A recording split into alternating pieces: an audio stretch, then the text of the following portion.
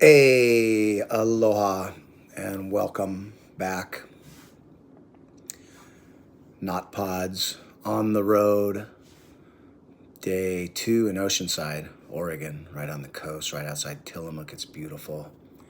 Thanks to Steve Cham for the hookup. Amazing 3-story Airbnb with ocean view right across the street from the beach. Checking the hairdo. It's pushing 1 in the morning Pacific time. Just got the kid down. Been some crazy long days and visiting the friends and family. Grew up over here, so this is Tuesday, October 10th. The spirit of sports. We're talking sports, we're talking life at Notpods YouTube channel at Notpods. Notpods.com, coming soon, as I always say. And we're talking sports, but it's all NFL all the time. Week 5 is a wrap. I did my backseat quarterback, all my bitches and complaints and all the dumb shot that these guys pull, mostly coaches, some players. Can't get a yard, catch the damn ball. Seems to be a recurring theme. Don't jump. Don't go in the shotgun when it's 4th and inches. Don't sit over the ball until your offensive lineman jumps. Takes a illegal procedure. Just stupid stuff. Today we're gonna just look at, I've been keeping track of how turnovers, penalties, and the home field advantage affects wins and losses. Let's take a look at that. Fantasy studs and duds, that's in the past. Waiver wire's done. I didn't get to it this week. I missed out on a couple guys. Mercado went expensive in one of my leagues with the fab. I'm not crappy enough to be that high on the waiver wire, so pretty weak. I'm not seeing a whole lot of waiver wire down the road. I mean, injuries are always a factor, but might be trade bait. So we'll talk a little bit about that. Under the hood, nothing egregious from replay officials yet. All year, really not too much. But the Swifty anti-Swifties kind of got something going on, seems like. The anti-Swifty conspiracy theorists. I don't think that flag should have been picked up on KC. And I realized that since the flag was picked up, even if they threw the flag on taking his helmet off, it would have been post change of possession. But the reason it's uncatchable is because the guy's riding him, and you could have called holding, not pass interference. And the ball doesn't have to be catchable to be defensive holding, and they call it almost every frickin' play. So to pick up a flag like that in Minnesota, I'm not sure where the money was. Swifty didn't show up this week, and I don't mind. The more people watching NBA, the merrier. But I did find it weird when NFL on their Twitter account said the Swifties are 2-0, bringing her into it. And I understand you would want to market that if you can bring an extra 10, 15, 100 million fans or spectators to watch your product. But pretty blatantly promoting that and promoting one team over the 31 others. It's kind of weird. And then, yeah, I don't know. Mahomes last week, and then that was pretty bad. That's a penalty. If they throw it, you can't just say, oh, pick it up. There is no penalty. How's there no penalty? The guy's riding him all the way down the field. Anyway, that's peculiar. That's all I got. It's coming, though. You know it's coming. I got to keep better track on where the money is. Do that on Fridays. Just I don't know which, you know, it doesn't say exactly if it's Caesar's Palace or DraftKings or Imperial Lodge or whatever. How about my Beavs? I will be at Research Stadium Saturday for UCLA, 5 o'clock Pacific. That's 8 Eastern and 2 in Hawaii. I'm going to bring Woos on, then we're going to do next week's picks tomorrow. We always do a contest where we guess the spreads and then we go off each other's spreads. He got like 4 dead on. He's pretty good at picking spreads, so let's see how good he is at picking them. I mean, he's good at making the spreads. Let's see how good he is at picking them. But it's going to be me and Woos tomorrow evening after the kids in bed. Maybe a couple beers. So, and I'm going to finish up today with the panic room. Panic room's getting full. It's the purge. And if you're weak-hearted and weak-minded, then you got to lock yourself in that panic room. I think there's 8 or 9 teams in there this week. I think Denver's been in since week 2. So, yeah, that's the deal. Start out, Major League Baseball, my Beaver, Adley Rutschman, 101 wins for the 101 wins for the Orioles, and they get swept in the divisional round after getting a bye. Texas Rangers 5-0. They have like a plus 40 run differential through the first 5 games. That's a record. Dodgers looking to not get swept. Houston takes a commanding 2-1 lead with a 9-1 victory today. And NL tomorrow, Atlanta up 2-1. So, we'll see. No, Atlanta tied it up, yeah, 1-1. Whatever. It's baseball. Rob Manfred, word of advice, don't play any games on Sunday. Not one, ever, during the playoffs. Because it's always smack dab in the beginning of football season. Nobody cares, bro. Nobody cares. Oh. I was noticing that I was watching that day. My arms the camera's supposed to put on some weight. My arms look skinny as shit. I gotta do some push-ups. I mean, so all year, I've been keeping track of the turnover battle and then penalties and how they affect the outcome of the game, the correlation, home field advantage, straight up, and versus the spread. Some of it is quite surprising to me. So through week 5, the teams with more penalties are actually 40 and 26. There's 12 instances of the same amount.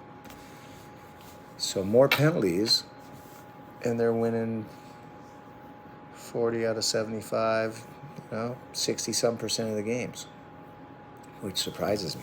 I always thought it was a turnover battle and the penalties. Now, turnovers is just what you would imagine.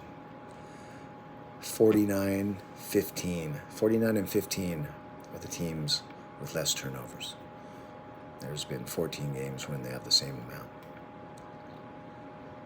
But 49-15 plus ties. So don't turn the ball over. Run the ball. So I'm also keeping track of percentages of the winning teams, how much they run versus pass, and the losing teams. And that is not surprising at all. I will get right into that. Home field advantage. There isn't one in the NFL this year. I thought the NFL was like 3 points, yeah? Home team straight up this year, 37 and 41. And against the spread, they're 33, 40, and 5. So home field advantage, under 500, well under 500 against the spread, home teams. So maybe it's not as big a deal as we thought. At least as I thought. We did all that. Oh, that's what he said. He's taking a hiatus this week because I just didn't have time to watch Fantasy Live. Over-unders. Only 1 week. Week 2, there was 13 overs and 3 unders. The rest of the weeks, 4 overs, 12 unders, week 1. 4, 11, and 1, week 3. 7 overs and 9 unders, week 4. 5 overs, 9 unders in week 5. So 8, 2, 9, 10, 11, 33 overs, 44 unders, and 1 tie on the season. So defenses are kind of ruling. I think it takes offenses a little bit to get going. Maybe injuries affect offenses more. Here's one, though, too. The pass-run balance. Have a balanced attack. The winning teams run the ball 49% of the time, and they pass the ball 51% of the time. Losing teams through this season are running the ball 36% and throwing the ball 64% of the time. If you're throwing the ball 6.5 out of 10 plays, you're losing, period. Run the ball and don't turn it over, and you win in the NFL. Set hut. Get on the ball, set hut. I saw, what was it, Thursday night, Chicago at Washington. Sam Howell threw the ball. 51 times. Second-year quarterback in his 10th NFL start, I think. Threw the ball 51 times, bro. And Brian Robinson Jr. ran it 6. No other running back touched the ball. Howell had 4 rushes, which I don't even know. A mobile quarterback, I'll count half of his rushes. But a pocket guy and a guy that's not that mobile, I maybe count 25% towards the number of running plays. So they pretty much had 6 or 7 called runs, 51 called passing plays, and got blown out. Just $10 million a year, people. They can't figure it out. So penalties, apparently this year, I could dig deep in years past. But good sample size through 5 weeks. Penalties, not as big a deal. Turnovers is everything, and run the ball. Balanced attack.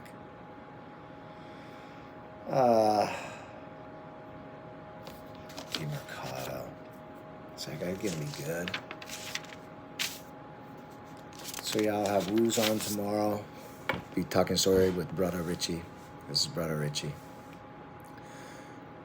I did away with Uncle Richie, just a little too old. Unless you're in Hawaii. People maybe don't understand. I'm gonna go Mark Davis haircut. Hey, I'm Mark Davis. I own a football team, but I can't afford a haircut. How's that? I had a stocking cap on all day. What's your excuse? Pathetic. Main reason why I quit them, bro. We got 8 teams. Let's talk panic room. This is something I do every week. Well, I started at week 4, but I had an idea on where they were. It's the purge. And the badasses are out on the streets, and the cops take a night off, and anything goes. And if you're a badass, you're out on the streets too, or you're protecting your home. If you're scared, and if you're weak, we got the panic room right over here down the hall. And guess what? There's 8 teams in that panic room right now. Let's go through them. Baltimore's in line, thinking about knocking on the door, but I let them stay, but they're probably going to lock themselves in the house. Carolina, 3rd week in a row, 0-5, bro. Wee man at quarterback. They pack their bags and they're in there for a while. Dallas, first time, get in. Measuring stick game, big game. We're gonna bring our game. Just get manhandled. Sure, it's probably the best team in the league. Can't get manhandled. Denver, 5th week in a row. Just, you know what? Bring your sterno, bring your cooler. Might even want some beers. Denver's been 5 weeks in a row in the panic room. Green Bay, looking at your quarterback. Get in there, bro. First week. That was abysmal against a crappy ass team. Can't throw the ball down the field. Don't trust the guy. Not sure it's a great coach. Not sure about quarterback. Kirk Cousins, you're in. Bring your bling too, because the Marauders are going to be after that. So, Minnesota, first weekend. Patriots, it's only their second weekend. Stay in there, and whoever you beat, I don't even remember because it seems so long ago. 38-3 and 34-0, back to back. The worst loss in Foxborough since '71. What's 38 and 34? 72-3 in the last 2 weeks. Haven't scored an offensive touchdown in over 2 games. Bill Belichick. Shots getting old, bro. Your Jeep's getting old. Giants, second week. Stay in there. It's not good. Daboll, you're better than that. We thought you were better than that. You were last year. Maybe they just figured stuff out. Maybe you just have to be really good. Or just have to have a really good scheme. What if Daniel Jones was in San Fran? Because they say, Purdy's a scheme guy, but plenty quarterbacks have been with old, what's his name? Shanahan. Haven't done well. So, I wonder. Put Daniel Jones in San Fran, how would they be? And finally, Washington. Piss poor. Letdown game. You're in there. So that's 8 teams in. There were 9 teams in last week. I'm letting Chicago out because that's 2 good outings in a row. Cincinnati, Joe Burrow looks back to normal. You're out. Raiders, just because you won. I would almost keep you in, but I think any team that gets a win, you're not panicking that week. So you pretty much have to lose to get put into the panic room. Because if you win, you're feeling a little good. Unless you're like 0-10.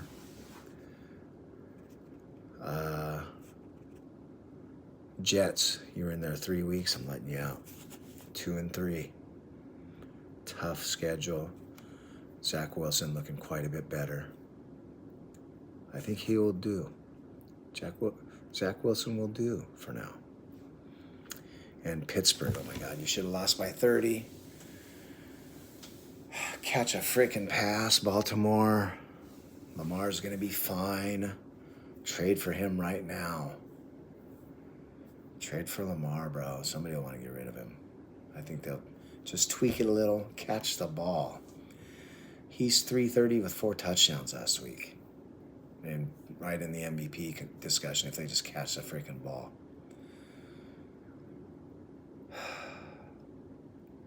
So yes, week 6, Carolina, Dallas, Denver, Green Bay, Minnesota, New England Patriots, New York Giants, and the Washington Commanders. Lock yourself in. They're knocking at the door. Panic room. Panic time.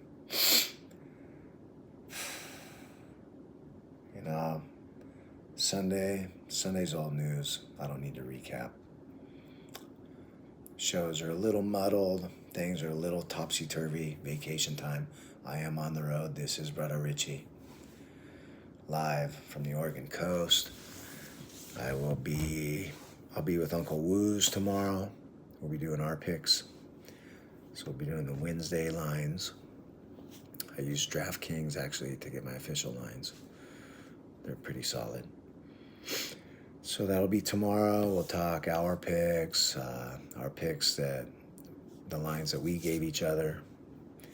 We will preview each and every game from week 6 coming up, and just funny guy. Can't wait. Need more people. I need Talk Story with Brother Richie. So help me out. Phone lines. Probably should get an 800 number and get phone lines coming, so I can do on my computer and then have the phone ringing off the hook, baby. It's off the hook. I love my hair. Love my hair. I'm Mark Davis. So anyway, I'm gonna call it a night. It's about 1 in the morning, bro. Pacific time. 10 p.m. Hawaiian. This is Brother Richie signing off, as I always do. I'm gonna beg you, I'm imploring you, just love yourself, be happy, love your neighbor, give people a break. We're all in this together. Everybody has their trips. No stress. Stress kills. Just have a great day. And until tomorrow, ahuya, aloha.